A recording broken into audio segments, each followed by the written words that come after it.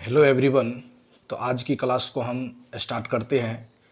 आज आप लोगों को आरआरबी एनटीपीसी 2025 के फाइनल एडवाइस दे रहे हैं। आपको एग्ज़ाम में जाने से पहले इस वीडियो को शुरू से एंड तक ज़रूर देखें। आपको इस वीडियो से बहुत बेनिफिट होने वाला है। देखिए, आपको एग्ज़ाम में जाने से पहले कुछ जो है आपको पॉइंट्स के बारे में जानकारी होना बहुत ज़रूरी है। तो आज का हेडिंग जो है बाबू, आरआरबी एनटीपीसी 2025 का फाइनल एडवाइस है। ये जो आज से एग्ज़ाम होने वाला है आरआरबी एनटीपीसी ग्रेजुएट लेवल का एग्ज़ाम है। पहला पॉइंट यही है बाबू कि ये एग्ज़ाम जो है आपका ग्रेजुएट लेवल है। और दूसरा पॉइंट है कि ये आज से यानी 5 जून से 24 जून तक ये एग्ज़ाम होगी। और तीसरा पॉइंट है, और एक डे में आपका 3 शिफ्ट होगा। एक डे में लगभग 3 शिफ्ट होगा। ऐसा अनुमान है कि लगभग 40 शिफ्ट में ये एग्ज़ाम होगा, क्योंकि 5 जून से लेकर 24 जून तक है। और आरआरबी एनटीपीसी का देखिए पेपर उतना टफ नहीं होता है। पेपर बैलेंस लेवल में ही आता है, इसीलिए आपको पैनिक होने की आवश्यकता नहीं है। आप क्वेश्चन को केयरफुली रीड कीजिए, देन उसके बाद आंसर के अप्रोच तक पहुंचिए। सबसे पहले देखिए, अब 2 पॉइंट पर डिस्कस कर दी। एग्जाम आपको 5 जून से 24 जून तक होगा। तीसरा है 1 डे में 3 शिफ्ट होगा। उसके बाद पेपर जो है आरआरबी एनटीपीसी का बैलेंस वे में ही आता है। पांचवा पॉइंट जो है मोस्ट इंपॉर्टेंट है, आपको किसी भी एग्जाम के लिए फ्रेश माइंड की आवश्यकता है। फ्रेश माइंड के लिए आपको स्लीपिंग बेस्ट करना पड़ेगा, यानी कि अपने टेंशन को कम करने के लिए आपको प्रॉपर वे में स्लीप करना पड़ेगा। तब जाकर आपका माइंड जो है रिलैक्स रहेगा। एग्ज़ाम से पहले यानी कि मॉर्निंग में आपको कुछ एक्सरसाइज मेडिटेशन कर लेना है, ताकि आपका जो ब्रेन है सही रूप से काम करे। छठा पॉइंट है निगेटिव जो थाउट है उससे दूर रहेंगे। निगेटिव जो विचार है उससे दूर रहेंगे। अपने स्ट्रेंथ पर काम करेंगे, हमेशा अपने स्ट्रेंथ पर फोकस करेंगे। तब जाके आपका जो एग्ज़ाम है बहुत ही अच्छे ढंग से होगा। 7 पॉइंट मोस्ट इम्पोर्टेंट है बाबू।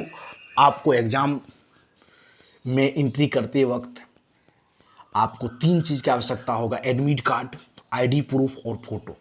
आप एडमिट कार्ड के जेरॉक्स निकलवा लीजिएगा। उसके बाद आईडी प्रूफ में आपको आधार कार्ड रहना चाहिए, या पैन कार्ड भी हो सकता है, लेकिन आधार कार्ड बहुत ही बेस्ट आईडी प्रूफ है आपका। पैन कार्ड उतना जो है पावरफुल नहीं होता है। फिर आपके पास फ़ोटो रहना चाहिए, फ़ोटो भी मोस्ट इम्पोर्टेंट है। ये 3 चीज़ आपको एग्ज़ाम सेंटर में एंट्री करते वक्त आपको ये चीज़ रखना पड़ेगा। इसीलिए सबसे पहले आप जान लीजिए एडमिट कार्ड रहना मोस्ट इम्पोर्टेंट है। उसके बाद आईडी प्रूफ, उसके बाद आपका फ़ोटो रहना चाहिए। उसके बाद देखिए मोस्ट इम्पोर्टेंट, यहाँ बहुत से स्टूडेंट एग्ज़ाम देने जाते हैं, लेकिन रिपोर्टिंग टाइम को आप देख लीजिए। अब जब भी एग्ज़ाम देने जाते हैं तो वहाँ रिपोर्टिंग टाइम लिखा हुआ रहता है, फिर एग्ज़ाम टाइम लिखा हुआ रहता है। तो रिपोर्टिंग टाइम से आपको 30 से 45 मिनट बिफोर एग्ज़ाम सेंटर पर पहुँचना है। ये बात हमेशा याद रखिए कि रिपोर्टिंग टाइम जो दिया हुआ है आपके एडमिट कार्ड पर, उससे 30 से 45 मिनट जो है आपको बिफोर एग्जामिनेशन हॉल में पहुँचेंगे। समझ गए ना? नहीं तो कितना को पता है, बहुत से घबराहट हो जाती है, तो फिर वह एग्ज़ाम में अपना बेस्ट नहीं दे पाते हैं। इसीलिए आपको माइंड को पूरा रिलैक्स होकर एग्ज़ाम देने के लिए जाना है।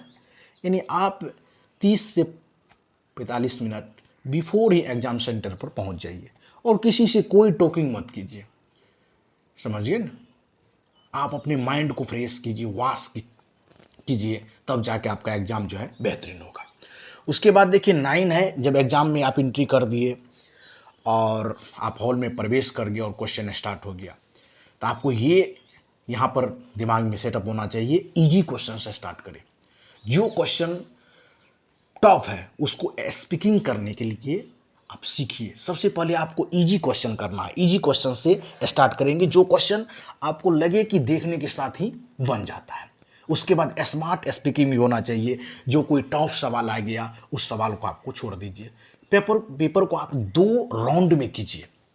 वैसे तो हम बोलेंगे 3 राउंड में कीजिए, इजी, मॉडरेट और डिफिकल्ट।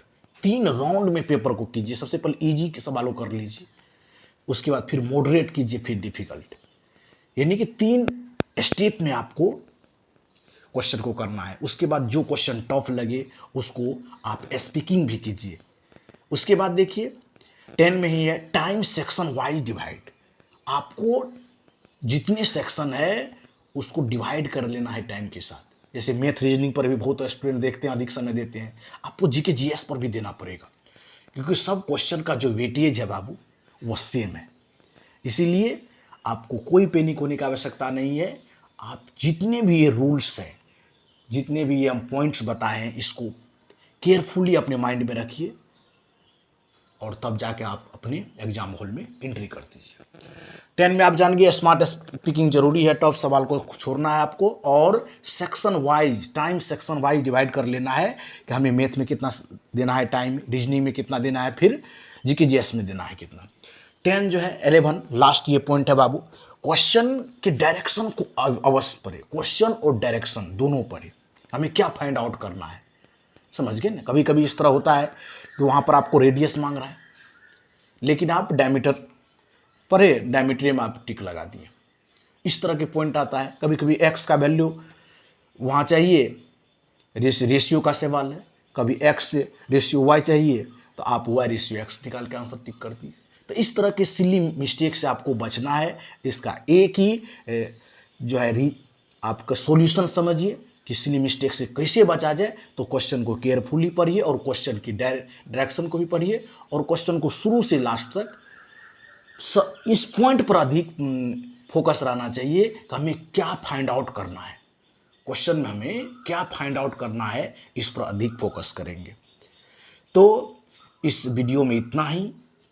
जितने भी आरआरबी एनटीपीसी के भाई हैं उसको बेस्ट ऑफ लक। आप अच्छे से एग्ज़ाम दीजिए और आप एक सीट अपने नाम कर लीजिए। तो आज के वीडियो में इतना ही। वीडियो को एंड तक देखने के लिए थैंक यू सो मच। धन्यवाद। जय हिंद, जय भारत।